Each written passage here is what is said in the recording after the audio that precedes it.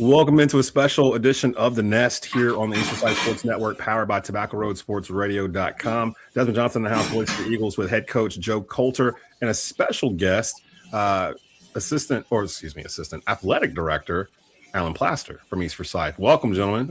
As we've just received another notice that we are out of school again for Thursday, me and Joe thought, what better time to bring on the AD to describe what in the world is going on and how are we going to get these games in, because you're going to have to play like 4 games a week or something, Joe, to get this in. What is happening? Like, what's the latest, Plaster? Like, what are we doing? So we've had about 13 plans over the course of the last 10 days, and every time one gets blown up with the weather again, and so we've come up with another plan, and it's all predicated on us getting back into school or being able to play on Friday and Saturday of this week. We met yesterday as ADs in the conference and kind of came up with a plan. And I feel really certain that there's probably half the coaches in our league that hate the plan, and there's probably a couple that are okay with it, and there may be one or two that like it. But to try to get in our conference tournament, we're going to have to play this week, Friday, Saturday. We're going to have to play 3 games next week, and then we're going to finish our regular season on Monday, the 16th of February. Ooh. And then we're planning on starting a full conference tournament on Wednesday, the 18th. Okay. 18th, 19th, 20th. Obviously, the 18th will be at the higher seeds, and then Thursday, the 19th, we'll go to West Forsyth for 4 games, 2 boys games, 2 girls games, and then the championships will be on Friday night at West. Okay. And normally we do the CPC semifinals and the finals. So, normally they're not all at the same time. So I don't know what we can and can't do. How does that make you feel, Coach Coulter, in terms of what he just said, in terms of the plan and getting you guys ready? You guys have not – what was the last game you played? You have not played since what, January the – 22nd. That Thursday. And they moved that up because the ice came in on Friday. So it's been going on. You're going on 2 weeks now where you guys haven't had a chance to play. Thoughts on this plan? Well, all of it's still contingent on us going back to school Monday, right? Like, you got to be in school in order for this to even happen. So thoughts on having to play 3 games a week for a couple of weeks in a row, good or bad? I mean, it is what it is. You can't really stress about it and, worry about how we're going to do this because we can't control the weather, and I don't think the kids have a problem playing this kind of a schedule because the ones that play AAU are used to playing this way. And, we have preseason scrimmages. We play 3 games in a day. I mean, so I don't think it really affects the kids that much. I think for us, this break's been good for us for a couple reasons, just to kind of reassess, focus back in, get some injuries healthy, and and just go play. It's all you can do. You just don't have time to worry about it. You can't control it. Of course, the Nest with East Forsyth basketball, proudly presented by Game On Sports Pub over in Kernersville. Go check out Joe Campbell and the folks' new specials every single week. I believe they're doing a Super Bowl watch party as well. Also, Carolina Duke, which is this Saturday, and lucky for me, I got a Duke fan and a Carolina fan on the panel, so we'll get their thoughts on this year's matchup here in just a bit. The CPC, of course, West Forsyth's at the top of it, and you guys were trying to get ready to play them, and the date kept getting moved around or whatnot. So we really won't know who you're playing next or first or whatever until we know we're going back to school, right? Or are you kind of following – because at this point we're kind of out of the schedule where it was supposed to be, like way out of it. So how does that work in terms of you go back to the game you were supposed to play that you missed first and you just kind of lay them in, or – is the whole thing just kind of thrown up in a race and you just put in where you can? Well, what we did yesterday as ADs when we met is we decided that a couple things. First and foremost is that everybody's in this predicament in our league, all 6 of us. So we're going to play on the same days. And with that said, then we already had the game scheduled for Friday, which that's us for East Forsyth. That's at Northwest Guilford. This upcoming 2 days. Okay. Yep. And so then what we decided to do was go back to, I believe it's 127 was our first game we missed, which is East at West Forsyth. And so we're going to play that on Saturday. So that whole 127 complement games. Everybody's playing those on Saturday. Okay. And so then the way that's set up, and I didn't even catch this until I talked to Coach Coulter yesterday, then we're going to come back on Tuesday at home, and we're going to play West Forsyth again. Ooh. So everybody in our league is going to play their opponent back-to-back. Saturday, Tuesday. All right. Yep. Then we're going to move I believe that's 1:30 games that we missed. We're going to move those to the Wednesday, the 11th. Okay. Which gives us a home game against Parkland. Okay. And then obviously the 13th Friday, we had already swapped home and away with Reagan. So that puts us going to Reagan that Friday night. And then we come back on that Monday, the 16th, and we host the third game we lost, which was this past Tuesday. And we'll go to RJ Reynolds. Okay. So the 2 home games you said were Tuesday, Wednesday, Tuesday, 10, 11. Wednesday, the 17th. Oh, wait, the 10th and 11th. Yeah. Pretty sure Tobacco should be there for at least one of those. Again, Mount Tabor's not in our conference anymore, so I don't know what their conference is planning on doing to make this stuff up. And we have a deal. And I would say this in our talks as well. We're not naive enough to not think these kids ain't out playing basketball somewhere. Oh, now, yeah. We hadn't had practice. We hadn't had full practices. I get it. Coach hadn't had his full team in a practice or whatever for quite some time now. But our kids, these kids have been out playing pickup games somewhere. And my biggest concern was, we're not talking about 2 or 3 days off. We're talking about close to 2 weeks off as a team. And playing 4 games in a week is kind of tough. We've got to have some days off in there. So hopefully, the school system came out. They're going to allow us to get a little workouts in tomorrow for the guys. Hopefully we'll get that in tomorrow. Be ready to play, fingers crossed, on Friday, Saturday, get those 2 in, and hopefully moving into next week. Looking at the extended forecast, it looks like we're going to get some 40s and 50-degree weather. Hopefully we're moving straight into summer. We're done with winter. Yeah. We're playing about 90-degree weather and not 5-degree weather. Man, I was telling my wife, this reminds me of my senior year at East Forsyth, 95, 96, where my class was probably out of school a good month and a half because we ended up getting like a 16-inch snowstorm. We were out for Christmas break. We came back. We were there for like a week. We got this massive snowstorm. It was like 16 inches of snow. We were out for almost 2 weeks. We come back. We were there for like a day or two, and then we get another 8 inches of snow. So we were out again for like a week and a half or something like that. And me and my classmates, we all joke, we missed like the entire month of January of our senior year and part of February too. And this class is kind of doing the same thing. It's kind of lining up the same way. I'm with you. The older I get, the more I hate snow. Like it just gets in the way. Like when I was younger, you kind of prayed for it. I want as much as we can get.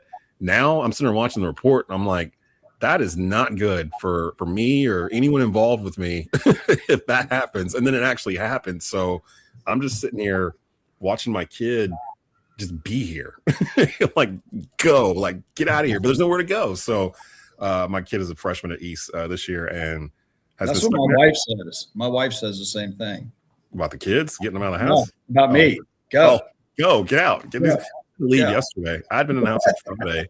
And I was like, I got to get out of this house. I got to go. And I got a chance to go look around in some of the back end of some of these neighborhoods. And like I said earlier off camera, I don't think they're going to go to school on Friday. I'll be shocked if they say they're going to go, even with a delay, because it's still going to be cold.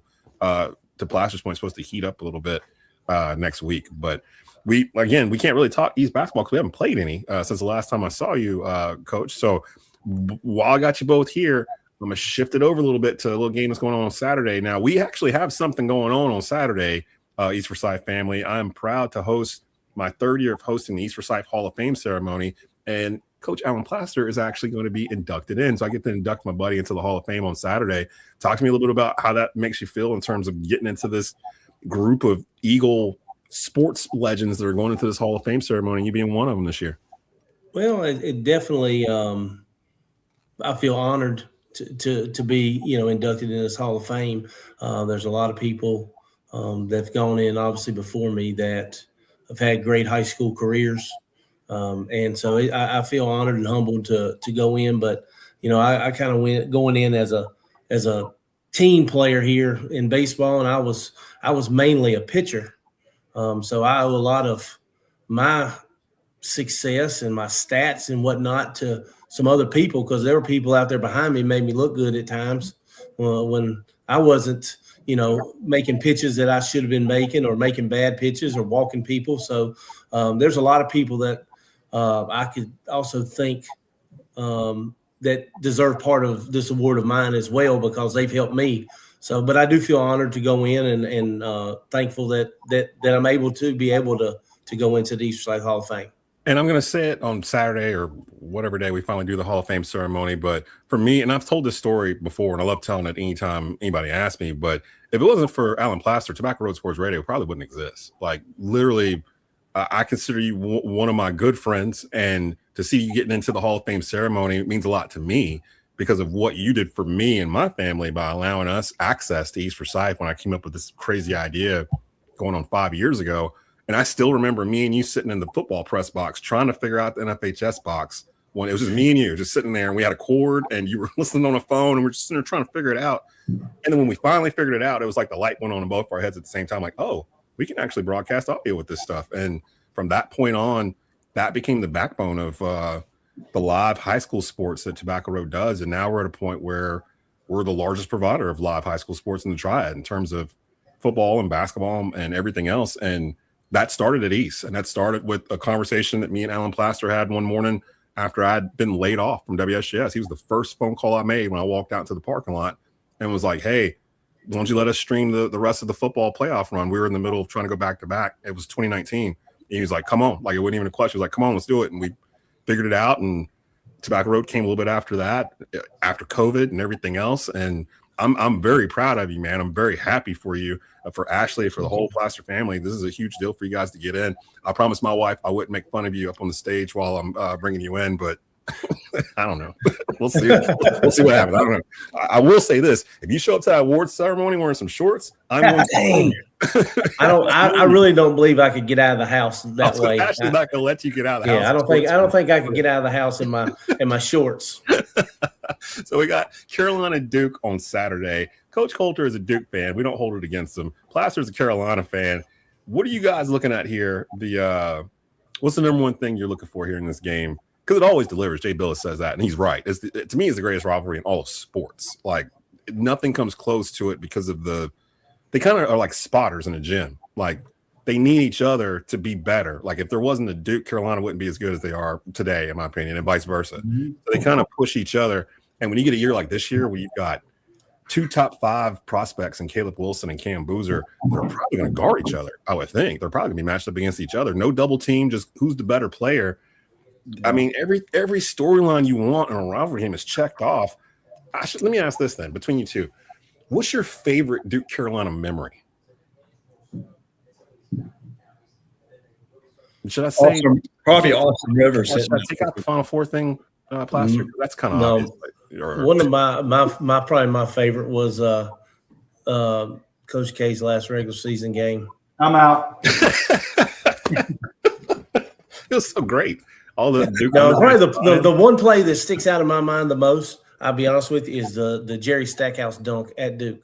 Ooh, that's probably the one one play. Thing, yeah, the double overtime game, and people don't know about it now. Looking back in the highlights or whatever, they think it's like number 1 versus number 2. Duke was going through it that year. Like, that was the year Coach K was out for his back or whatever, and they were losing a bunch of games. But then Pete Gaudette, man, that was Pete Gaudette. Yeah, that was not Coach K's team. That was Gaudette. That's the Gaudette. Or they gave the wins and losses to Gaudette. They gave the losses to Gaudette. They kept the wins. They kept the wins for Coach K. Oh my gosh, I forgot about that. So yeah, that's a good one too. I remember Rasheed Wallace had like 40 dunks in that game. It felt like they were just shelling Duke like all game. But everybody remembers the half court shot from who was it?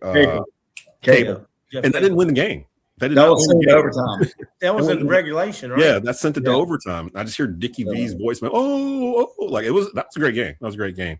I think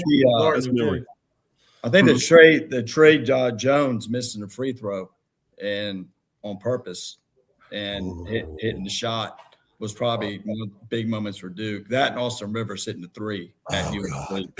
You mentioned the Austin Rivers shot. Do you know that that's the reason why my Facebook page settings are set the way they are to this day, because of that Austin Rivers shot? Like, I used to have it where people could just comment on my page or whatever. After that Austin Rivers shot happened, For those, this was 2012, and Carolina led the whole game, never trailed the whole game until that river shot went through as time expired.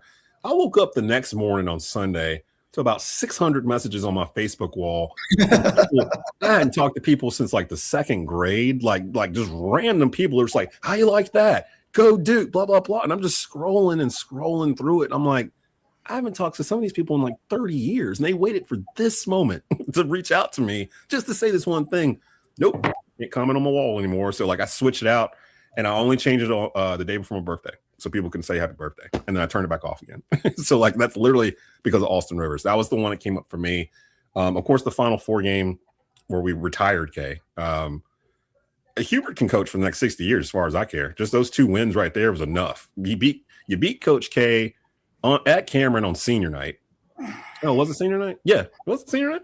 No. Yes. Yeah, it was senior night. Yes, Yeah, see, you beat him on senior night, where you got all these Duke alumni in there, all the undergraduate girls are crying, and then you have Kay have to come out and tell the crowd to shut up, basically, so he can talk to them. They don't get better than that. It never got better than that. And then the Final Four thing, the only thing that would be better would be if they played the national championship, but I think the state of North Carolina would just sink into a hole or something if that ever happened. We got close a couple of times, but I don't think I would want that. Would you want that? Would you want to see Carolina Duke in a national championship game? That's going to be on Plaster's desk on Monday. I think if Carolina and Duke played in the national championship game, that could possibly be the best game in sports in my entire lifetime, no matter who wins. Absolutely. I mean, because let's think about it. What would happen if Clemson and South Carolina played in the national championship football? It wouldn't be as big as Duke Carolina basketball. I don't think it would. Yeah, Some people think it would, but it would. What about Michigan State playing each other? I don't think that's as big. Maybe UCLA, Michigan, USC, State. Maybe Michigan, Ohio State. But I'm talking about 2 schools like from the same state. Yeah, you're right. Yeah, I can't think of any Alabama, Auburn in the national championship. Like, nah, it doesn't have the same. What you gonna say, Texas and Texas Tech, or Texas A&M? I just don't see it. That it would be the biggest game in sports ever. People in California are gonna be watching this in bars and stuff, and there's no other college basketball rivalry that like attracts the nation. Like College Game Day is gonna be there. Like these are the 2 games that ESPN makes their money on for college basketball. They know they're gonna get a national audience for these 2 games, and they can't say that for Louisville, Kentucky, or anything else that's going on. The names change, the coaches change, but again, it just always delivers. I probably can only think of 3 or 4 blowouts like in my lifetime. There were Duke Carolina games. I don't even count the COVID 2020 year because that was a weird year and there weren't any fans. And yeah, that was a strange season. But for the most part, I expect a close competitive game. Real quick before I get you out of here, this is a busy weekend, so it's probably a good thing that you don't have anything to do because you got a lot of stuff to watch on TV. Super Bowl's coming on Sunday. Who you guys got? Seahawks and the Patriots. Seahawks. Mm. Defense. I hope Coach Lakis doesn't hear this, but I've got to pull for the Pats, baby. Drake May. That hurts my soul a little bit because I'm kind of rooting for the Patriots too, but I hate them. It'd be like rooting for Duke. Me too. Like for me. Like it's hard, but it's not the same people. It's not the same. It's not Belichick. It's not Brady. It's not 20 years of all that. I like Mike Vrabel. Hey, Drake May. Like Desmond, you made a comment about games being close. Last year, both games that they played were not close. Duke should have won a national championship last year. Don't even say anything, Joe. Joe, you might as well just cut it off on that one, Joe. Should have won a national. I mean, look at what Kunkel and Cooper Flack are doing right now. Like, you had them both on your team last year. I think it's the staff and Sion James and I can't wrap my mind around. I'm like, how did this team not win the national championship last year? And I think I've been asked that same question for a long time, and I can't get an answer. They should have won it. They should have won it. Season, they had a bad 2 minutes or minute and a half. They picked a bad day to have a bad day, I guess, or a bad day to have a bad 2 minutes, I guess. Because you're right, they kind of lost it all in like a little 2 minute stretch right there at the very end. No doubt, because I really think they would have beaten Florida in the finals. I think they would have too. That's the irony of it all. If they had gotten there, they probably would have beat Florida, but they didn't. So, they did. It is what it is. I mean, it is what it is. But we hope Hubert Davis keeps coaching for a long time at Carolina. Really? Do you really think Hubert Davis is doing that bad of a job? No, I don't think he's doing that bad of a job, but I think he's doing enough of a job that keeps them right where they are. I don't think he's doing a bad job at all. I think that the Carolina job is so scrutinized. Hell, they wanted to fire Dean Smith after every loss. They wanted to fire Roy. I still distinctly remember people wanting to fire Roy Williams after every single loss that he had. And I'm like, the dude is on the Mount Rushmore Hall of Fame, like of the top 4 coaches of all time. You want to fire him because he lost to, I don't know, Wake Forest on a Wednesday night in February or whatever. Like people are. I see Jimmy in the comments saying, yes, Hubert needs an extension. How you feel about this, Plaster? You get with Hubert or? So yeah, I mean, I'm okay with Hubert. I think the biggest thing is, and I think we've turned the corner a slight bit with the NIL and the way some of the recruits and the things that he's done over the past year and a half. And again, I don't know. To be honest with you, I don't know if I could coach in this era the way these kids jump around from school to school with the transfer portal and the NIL, but it's here to stay. And if a coach at that level doesn't jump on board, i.e. Dabo Swinney, he's struggling. He don't want to jump on board. If you don't jump on board, you're going to get left behind in this day and age. And I do think that at North Carolina basketball, they've changed their thought process a little bit on transfer portal and NIL. And I'm not going to say that's going to elevate them to win national championships because it takes a ton of luck to get there too. I mean, you can be good, but it takes some luck to get there. And I mean, I think we've got a way better team than we had last year. Oh, that don't mean we win more games. Oh no, it don't. That don't mean we win Saturday. If we don't win Saturday, if they play hard and play well, I mean, I used to be a kid growing up that when they lost, I don't care if they lost to High Point University, I was throwing stuff in the house. But I've relegated myself to the fact now that you can't control what 18 to 21-year-old kids do. Or in our case with Joe's 15 to 18-year-old kids, all you can do is try to prepare them the best you can. And if they can't get it done or get caught up in the moment or the magnitude of the game, you can't do anything about it on game day, baby. You got to do it. You have to do it before that. If you got to get hyped for Duke Carolina and you're a player, then I don't know what to tell you. Like that, it's it for me. Like it is it. Coach, I was going to ask you, Coach Coulter, from what Plaster was just saying and the NIL and everything else, from the high school standpoint, I'm hearing it in football a lot. And I understand it because, college football teams can carry 100 kids or whatever. But I'm hearing it from a lot of people saying, depending on the school I'm talking to, they'll be like, well, we feel like we've become a feeder school now, where if our kid is okay, then he'll be here until, whatever. But if he's great, it's almost like as soon as he becomes super great, the Power 4 schools come looking and they just pluck him out of here and with a check and he's gone. And we can't keep him because we can't compare with the money. On the high school level, it feels like the high school kids that were getting recruited before are not getting recruited as hard because college coaches would rather bring in a 22-year-old that's already been playing for 2 years as opposed to an 18-year-old freshman they got to put in the weight room and get built up.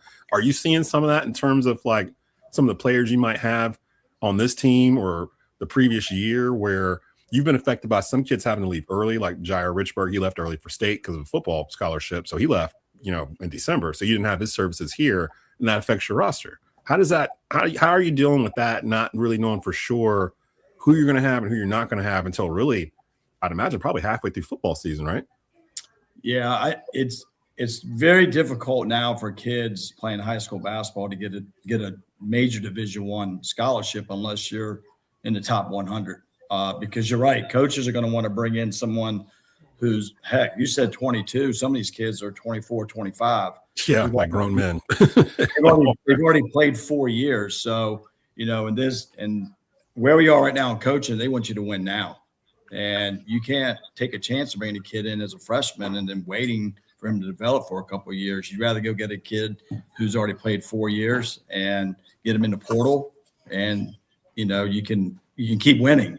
So kids, in my past coaching in Richmond, I had a lot of kids who went and played Division I basketball. If those same kids were now playing for me, some of them wouldn't have probably gone Division I. I mean, they would have had to gone down to Division III or Division II and then make their way back up from there.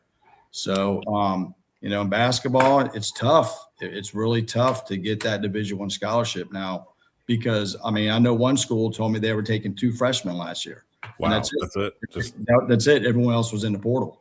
Man, that's crazy. And because actually considering, look at Carolina. They only took coach, like 3 freshmen or whatever this year, counting. I think that's across the board in all high school sports now. This transfer portal has killed a lot of kids' opportunities out of high school, and kids are having to, if they want to play, they're having to go Division II, Division III, and maybe even the junior college ranks because the transfer portal. And again, when you're making over $1 million as a coach, and that's how you pay your bills and put food on the table. Yeah, I'm gonna get a 22-year-old who's been out of mama's house for 2 years, knows how to live on his own, has been in the weight room, understands a college game more so than I'm gonna take a 17, 18-year-old kid still wet behind the ears, and you're not sure when he gets to your campus if he's not gonna get homesick and want to go home.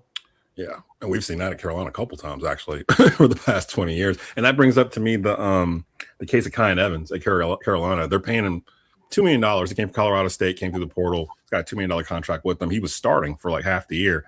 Me and you both know he was not a Carolina point guard. Like you could tell from the beginning it wasn't going to work. And it took Hubert about halfway through the season to kind of pull the plug on him and put in Derek Dixon instead. So now it's like, if you're Hubert Davis, it's like, okay, do I feel obligated to play him because the school is paying him $2 million, or do I worry about my job and make sure I put the best point guard in?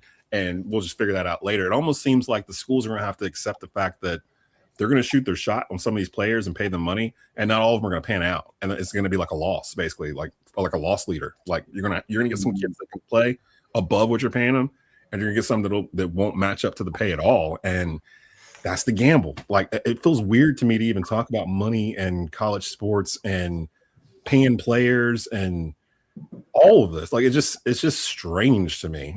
But you professionalized amateur sports is what you've done. Yeah, and now NLL in North Carolina too for high school stuff to a certain degree. Because didn't Faison go through this with Grimsley like 2 years ago or whatever?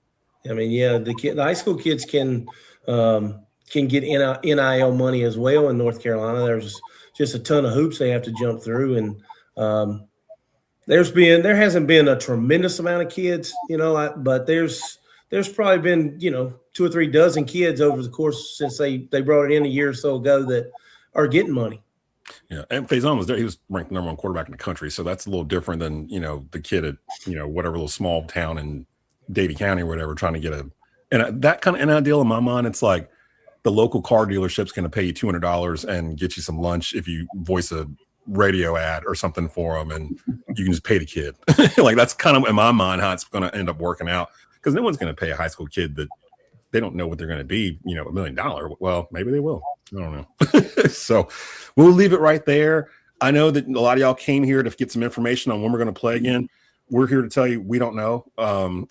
We have no idea. We kind of have an idea if they go back to school next week. And we'll post this probably. I'm imagining Coach Coulter usually puts out some kind of schedule for where they're going to be at for the week. And when I see it, just tag us in it, and I'll make sure we get it out on the East Forsyth stuff and on Tobacco Road. But if we can get in school Monday, we'll get the ball rolling on this, and we can get some of these games going. And the way it sounds, we should be able to broadcast a couple of these home games. But we'll keep you posted on that too. So the Hall of Fame ceremony is supposed to be Saturday. Tim White, if you're listening, I hope you move to the next Saturday. But it's okay if you don't. It's okay if you don't. I understand if you don't. But it's supposed to be Saturday at 6:00. Have you ever thought about airing that, like on the NFHS thing? Is that even possible? What's that? The Hall of Fame ceremony. Have you ever thought about? So I usually set up the camera to show it. Yeah. And one year we ran audio down the bleachers and across underneath the tarps and plugged it into the portable speakers. But now I don't know. Maybe we need to think about that, Des. If you could tap into our mic, we might be able to do audio as well. It's probably just like if you guys have like a rack or something, it's probably just like an aux end or whatever that we just plug in and it'll just run it or whatever. Because I was actually the wireless stuff. But I usually set up the camera to film it anyway. Oh, okay. Oh, so we've been taping this the whole time? Pretty much, yeah. Pretty much every year I have it I didn't taped. You even might know. not Yeah, have yeah, audio okay. unless you can hear people, hear them from the microphone. But yeah. Oh, okay. All right. Well, now I'm aware. I had no idea. Okay, so the camera is on because I was actually going to ask if we could pull this off and get it all together. I was going to get with Drew and see if you can get together with me to do some kind of when they bring me up on the stage, I can do like a wrestling intro where like when you got the pyro going and we got some music playing. I think I'll be running music because I don't think Mr. Drew will be there. Oh no, he ain't gonna be able to make. Oh, he's gonna watch the Carolina Duke game. I don't care what he said he's doing. He's gonna be watching. I think he's going out of town. Yeah. Oh, it's February 7th. I got some place to be. I can't be there. So yeah, well, no, shout out to Drew. We'll let you guys go. Hopefully next week we'll be on some sort of schedule and we'll have a player in the house. And we'll be talking about your first 2 games are gonna be against West Forsyth, right? Northwest, then Northwest, and then West. So yes. yeah. Fantastic. So Friday, Saturday, Tuesday. Yep, we're excited. Ready to go. All right. So I know the kids are probably chomping at the bit too. And the last time we saw West was in the Frank Spencer final and they gave him a game. So we'll see how it goes. We should be in the house too. We will see you guys next week, probably around about midweek or so. And we'll give you an update on East Forsyth athletics and basketball in general. But for Coach Alan Plaster, Hall of Fame Thank you. Inductee, and head coach Joe Coulter, this is Desmond Johnson. You've been listening and watching to the Nest here on Tobacco Road Sports Radio and the East Forsyth Sports Network. We'll see you guys next week.